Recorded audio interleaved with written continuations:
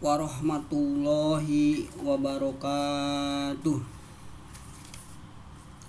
Apa kabar teman-teman semuanya? Semoga kita berada di dalam lindungan Allah Subhanahu wa taala, dimudahkan dari segala urusan, dipanjangkan umur yang bermanfaat. Amin amin ya robbal alamin. Izinkanlah pada kesempatan kali ini saya akan berbagi pandangan terkait mensucikan diri. Di zaman sekarang ini, kalau kita berpandang kepada mensucikan diri, rasa-rasanya sulit. Kenapa? Karena ini adalah merupakan ujian yang sangat besar. Bagaimana mungkin kita bisa mensucikan diri kalau kita dalam kondisi keadaan yang kotor? Kalau kita dalam kondisi keadaan yang serba susah untuk menghindari dari kesucian itu. Di era sekarang, dosa sudah masuk ke dalam handphone yang setiap saat bisa kita lihat. Di era zaman sekarang, kita bisa setiap saat menggibah seseorang. Bahkan di era saat seperti sekarang, kita bisa mencaci maki, bahkan kita bisa mengatakan orang lain itu salah. Padahal kebenaran itu adalah milik Allah Subhanahu wa taala. Itulah yang membuat diri kita susah untuk mensucikan diri. Setiap manusia berlomba-lomba di saat ini mensucikan diri dalam bentuk sholat 5 waktu tepat waktu, Senin dan Kemis berpuasa, sholat malam, sholat tahajud, sholat di pagi, sholat duha, mengaji dengan rutin dan istiqomah. Bahkan yang memiliki uang lebih berlomba-lomba untuk mendaftarkan berangkat haji dan umroh. Betul, itu tidak salah. Semua itu adalah upaya untuk mensucikan diri, untuk mendekatkan diri kepada Allah Subhanahu wa taala. Tetapi yang terkadang tidak pernah kita pikirkan, bahwa setiap saat, bahkan setiap detik, Anda memiliki grup WA yang di dalamnya adalah ghibah, yang di dalamnya adalah informasi-informasi yang belum tentu kebenarannya, dan itu dijadikan oleh Anda sebagai pedoman hidup Anda, sehingga pada waktu itu Anda bisa menafsirkan sesuatu yang belum pasti. Bahkan Anda bisa mengatakan orang lain itu salah tanpa memiliki dasar dan bukti yang jelas. Itulah yang bakal menyumbat bagaimana kesucian diri kita akan bersih. Karena kita hanya melihat secara dohir, kita hanya melihat secara mata, kita melihat dengan kasat mata, dan kita hanya bisa melihat berdasarkan informasi yang belum tentu kebenarannya teruji. Lalu bagaimanakah cara mensucikan diri yang baik? Betul, kita menghadap sholat 5 waktu, berpuasa, mengaji, berbuat ritual-ritual kebaikan untuk menolong sesama manusia. Itu adalah langkah yang benar, yang sesuai dengan tuntunan Rasulullah SAW untuk menghadap Sang Pencipta.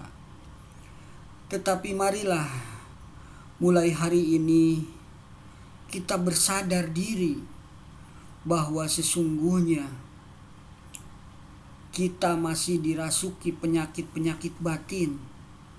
Setelah kita rajin melakukan ritual-ritual yang baik menghadap kepada Allah Subhanahu wa taala, kita lupa bahwa untuk mensucikan diri tidak cukup dengan menghadap kepada Allah Subhanahu wa taala. Hilangkanlah berpikir buruk kepada orang-orang lain. Hilangkanlah gibah-gibah yang selama ini selalu Anda ucapkan tanpa Anda memiliki bukti. Hilangkanlah berpikir bahwa saya yang lebih baik daripada orang lain. Hilangkanlah pikiran-pikiran yang akan menghancurkan amalan-amalan ibadah Anda.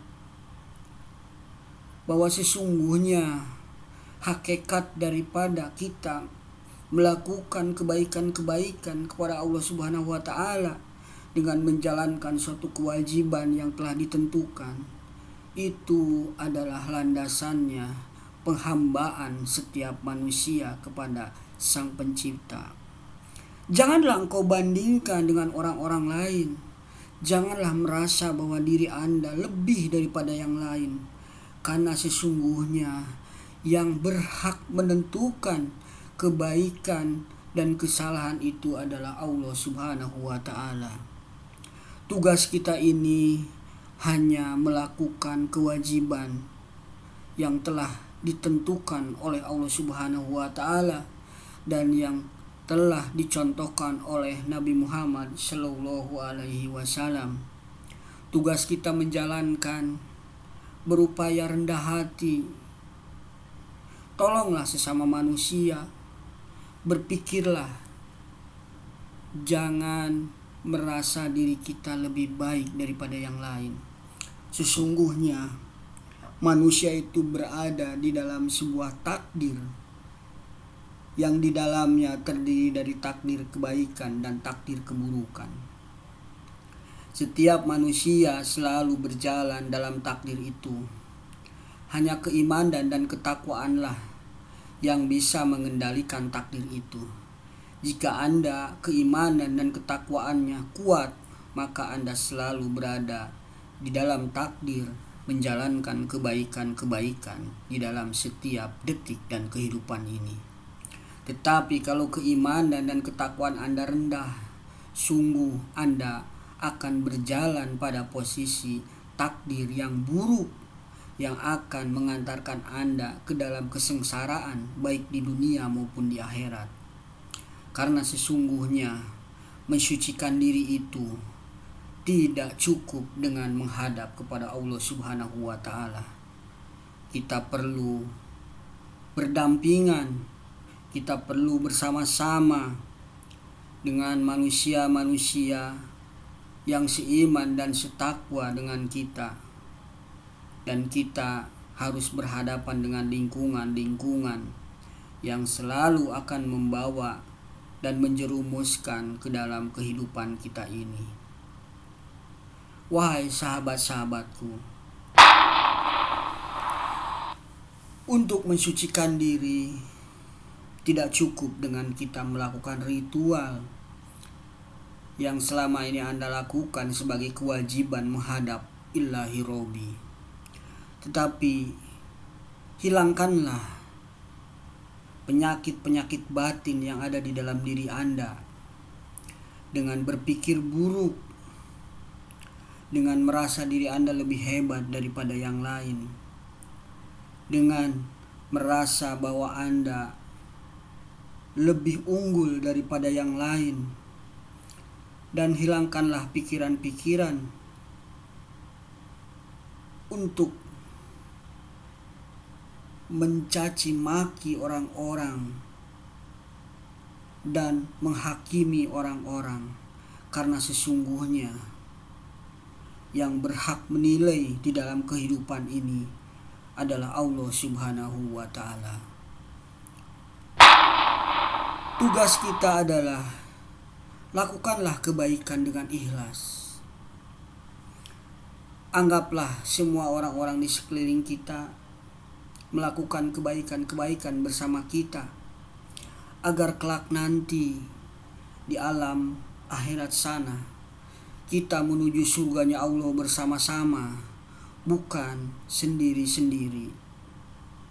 Demikianlah langkah-langkah agar Anda bisa mensucikan diri, agar diri kita mendapatkan kebahagiaan baik di dunia maupun di akhirat kelak. Demikianlah pandangan mensucikan diri. Mudah-mudahan Anda bisa mengambil dari sisi positifnya. Billahi taufiq wal hidayah. Wassalamualaikum warahmatullahi wabarakatuh.